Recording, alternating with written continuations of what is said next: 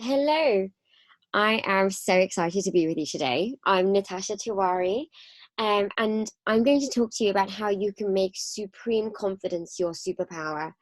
And by supreme confidence, I mean the kind of confidence that cannot be shaken. Anything can happen, and you still remain confident. Um, I'm a psychologist, and so my intention is that I want to share with you what I know about how you can be the most confident person you know, how you can remain the most confident person you know, even when you're stressed, even when your future is confusing, even when there's a pandemic and it feels like the world has been shaken upside down. Everything you were working for seems to have disappeared. You don't know what's going to happen next. And even when, and it happens to the best of us, social media makes you feel small. Um, and so to start from there, what we're going to learn and achieve together today, I'm going to teach you what I know about how your mind really works and how you can take that knowledge to help you win at life. I can almost guarantee that what I tell you today, you'll never have heard before. Um, I'm also going to teach you about how to find your confidence when everything feels a bit too much and you feel overwhelmed. I'm also going to teach you a really easy meditation that rewires your brain chemistry. And when it rewires your brain chemistry, it makes you feel really powerful. So you're probably going to want to know a little bit about the person who's talking to you today. So in a nutshell, I am a psychologist. I'm an ex-teacher. I'm an entrepreneur. I own an education and wellness company called the Veda Group. I also own a marketing company called Fastlane. I used to own a fashion company, which I grew and then sold, which was quite exciting. I love traveling. I love yoga, and I'm actually a qualified yoga teacher too. And I really enjoy Instagram. Um, if I had to try and find the bright side of lockdown, I really enjoyed hanging out with people I love more than I might usually when I have a busy work schedule and I'm running around a lot. And I think TikTok dance routines might be the best thing on the internet about lockdown. And I say that because I think it's really easy to look. It's really easy to think of the tricky things, but it's definitely better for us if we can find the silver linings around the clouds. Okay, so diving straight in. If you ask your science teachers, what does the mind look like? They will likely tell you, well, this is the brain, it's a muscle, it's made up of blood and cells and tissues, and there are neurotransmitters that travel through your brain, passing around electrical messages. And then they'll tell you that the mind lives somewhere here. This is kind of contentious. What we know as psychologists is that there are cells in our intestines that we use to help us make decisions. Crazy, totally crazy. Um, Religious people and spiritual people talk about the soul, and those people would be more likely to say that yes, the mind does live in the body and in the brain, but there's also a piece of it that's harder for us to put our finger on. And if you believe that there's things out there that we cannot see and we cannot touch, but they're still true, you may well fall into that bracket of believing that the mind is a little bit more of a mystery than just to say it lives in the brain. I'm going to have it that for the purpose of today's discussion, let's think of the mind as being something that's harder to put our finger on and that we can understand best if we think of it as a metaphor. So you can see the iceberg here. This is the piece that we can see. This is the waterline. And then this is everything underneath, which is actually quite a bit bigger. I'm going to suggest that what if the mind is actually a lot more like this? So our conscious mind lives here. That's the tiny bit that we can see. The water level is here and it moves. And what's on the water level is the subconscious. And underneath here, this big chunk is the unconscious mind. And so our conscious mind is everything that I can think of right now and everything you can think of right now. So everything that you're thinking right now, everything you're feeling right now, everything that you can remember about yesterday, the memories that are really easy to remember. Your subconscious is the things that you can remember, but you've got to put some effort into it. It's not easy, but you can. And here is all of the memories that you do not remember. They're your experiences, they're the feelings that you've had, the things that you've been told that you do not remember. And so at this point, you're probably thinking, well, what's the point of this big unconscious piece? Everything in our unconscious mind, we cannot remember with ease. It's not easy for us to remember it. It's not easy for us to recall it. If everything we knew, the mind is super powerful. So if everything we knew, everything we remembered lived up here, we would probably overload. Imagine a computer when it's got too much going on and it just switches off. So the mind is connected to the body. The mind and body together have systems that run through the nervous system, which help us to not get overloaded. And part of that is about taking things that we don't need to know all the time and putting them in the unconscious mind. But here's the other thing. The mind and body also don't want us to suffer, and they don't want us to be in pain.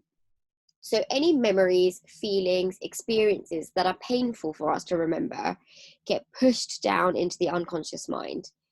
They get pushed down by a process called repression. You've probably heard that word before, even if you've never studied psychology. So all of that gets repressed and pushed down into here. Once it's down in the unconscious mind, in theory, the body and mind is thinking, I don't have to think about it and it won't hurt me. These painful ideas, painful memories, they can't hurt me if they're hidden away. Actually, what happens is it's all sitting there, lurking away.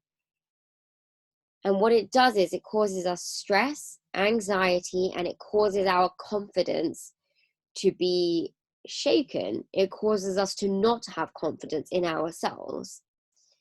And so really, we get to take ownership of how confident we get to be when we start to access what's going on here and we bring it up here and start playing with it a bit. And I use the word play because I don't think this needs to be hard. I don't think it needs to be stressful, but it is something that you want to do. So what I think your mind looks like, we've got our mind and body working away like a really powerful computer, and then all of this outside, everything that we think about ourselves and everything we think about the world changes the way that we interact with people, it changes the way that we interact with the world, and it changes the way that we face challenges and the way that we go after our goals. So you can see how everything's interrelated here. There is a voice in your mind that kind of feels like a frenemy sometimes. He or she is your friend. That inner voice is a part of you, so it's your friend. But sometimes in the low moments, that voice isn't very nice to you. That voice says all of the worst things that you could possibly believe about yourself to you. In those moments, it's usually because someone has said something to you, or you saw something being said to somebody else. And what that did was it triggered in you a memory of someone maybe saying, you can't do it. You're not smart enough, thin enough, pretty enough, clever enough, quick enough. All of the possible ways in which somebody says that you're not good enough, or you're too shy, you're too loud, you're too this, you're too that. I don't like you. I don't like you because of this. I don't like what you did there. And when people say these things, those words hurt. And so what we do is we take those words and we dig them away. But in the moments when you're vulnerable, it's this voice that pipes up again. And she starts saying to you, maybe those things are true. Maybe you are too shy. Maybe you are too loud. Maybe you don't work hard enough. What I want you to remember, if you take anything from today, is that those words don't matter because they're not true. Let me say that one more time. Those words ultimately do not matter because they are not true. You now know they are not true. And the reason why they're not true is because you are perfect as you are. Everybody is so unique. And the way that we look, the way we behave, the things that we do, we have our own blueprint, and that is truly unique to us. No one in this world is just as you are. The way you are is perfect. And anything that you might think is an imperfection is just something that makes you more wonderful. If it hurts when people say these things, it's okay. If it hurts remembering that people have said these things to you, it's okay. If that little voice who tells you that those things might be true speaks to you and says these things, it's okay. You can think about it, talk about it with someone who you trust, and then remember they're wrong. All of those voices are wrong. I would like for you, after this talk, to get a piece of paper, a number 1 to 20. And for every number, I'd like you to write down something about yourself that you like, or that somebody else has told you that they like, love, and respect about you. It might be small things, like small superficial things like, I love my hair, or I really like my own sense of style. Or it might be bigger, like, I really work hard in class. I always give things my best effort. I have big ambitions to be whatever you want to be when you're older. And it might be more to do with your relationships. It might be, I'm a really good sister. I'm a really good daughter. I always look after other people's feelings. Everything good about yourself. And it might feel uncomfortable at first, but what you'll really quickly find is that it doesn't take long to get to 20. And then I want you to look in the mirror and say, I am perfect just as I am. I'd like you to do that every morning until it doesn't feel uncomfortable to do so anymore. The moment it doesn't feel uncomfortable anymore is the moment that you will have silenced this voice. And you will have found deep within you, deep in your unconscious mind, a place where you are comfortable being confident. So I told you before that I love yoga, and I can also teach yoga, which is a lot of fun. In yoga, we say that there's the mind, the body, and the spirit. And we say that all three are connected. Here's an idea. What if your breath could be the medicine to feeling unconfident? We usually breathe without thinking about it. But when we breathe in certain ways that are purposeful and intentional, it changes the balance of chemicals in our brain. And what it does is it reduces the chemicals which make us feel stressed and anxious, and it increases the chemicals that make us feel good. The truth is, we cannot be confident and anxious at the same time. It's almost impossible to be really stressed and also incredibly confident. But if you feel calm and secure, it becomes very easy to be supremely confident without even realizing what you're doing. So I'm going to teach you a really easy meditation. This meditation is a breathing exercise. I think often when we think about meditation, we think about somebody sitting at the top of a mountain and sitting cross-legged for 24 hours and not doing anything except for chanting. Meditation does not have to be that complex. So what we're really thinking about is a short breathing exercise. So this is usually what we imagine when we think of somebody meditating. The breathing exercise I'm going to teach you is a breathing exercise that gets taught to the military when they're in war zones, because it is perfect for calming you down in 20 short seconds. Once you know the exercise, you can use it wherever you are. If you're in an exam, if you're at home and perhaps your siblings are stressing you out, if you're in class and there's a lot going on and it's overwhelming, what this does is it offers you a place where you can go to retreat in a safe space in your mind. Okay, so I'm going to teach you how to do it. So just pay attention to me and then we'll do it together. Imagine a box. We breathe in for 4 seconds, hold for 4 seconds, out for 4 seconds, hold for 4 seconds. In for 4 seconds, out for 4 seconds, hold for 4 seconds. Oh, wait, I got my words mixed up. In, hold, out, and then hold for 4 seconds. Okay, now get really comfortable. Shoulders back. Close your eyes.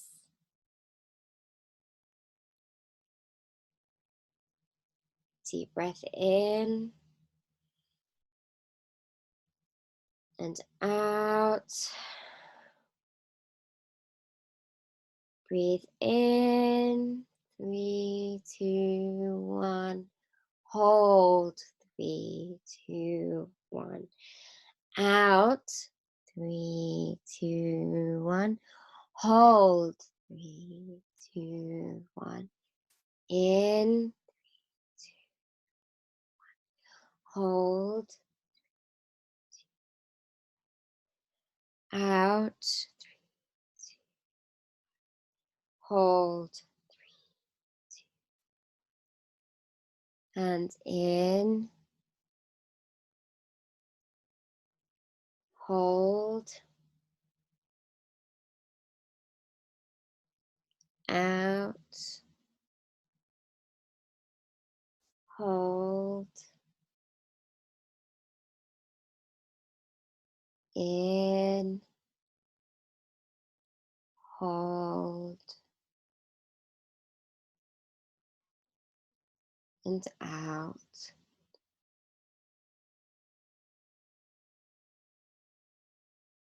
And the reason you should now be feeling immediately calmer, more grounded, and more like you are strong and powerful is because the hormones and the chemicals that run through our brains and our bodies that make you feel stressed, like you can't do something, like you're overwhelmed, like you're not good enough, have been swept away by the power of how you breathe. Everything you need to be the hero of your life is already within you. Heroes are brave and they are confident. And I've just shown you how all of what you need to feel that way so you can create a life where you win at everything you do, it's inside of you. It's in your brain and it's in your breath and it's in your body. When you chose to come to this talk, you chose yourself. I'm so proud of you. We live in a world that doesn't make it easy for us to put ourselves first, and you did something for yourself. And for that reason, I'm super proud of you. Go ahead and be the hero of your life with this information. Go forward and be super confident. If you go to my website, we've mocked up for you a couple of phone wallpapers to remind you of this message. If you want to use them and you want to share them with your friends, I would be thrilled. And if you do, tag me on Instagram. I would love to see you using them and taking this message out into your life. Stay well and enjoy the rest of your time at home.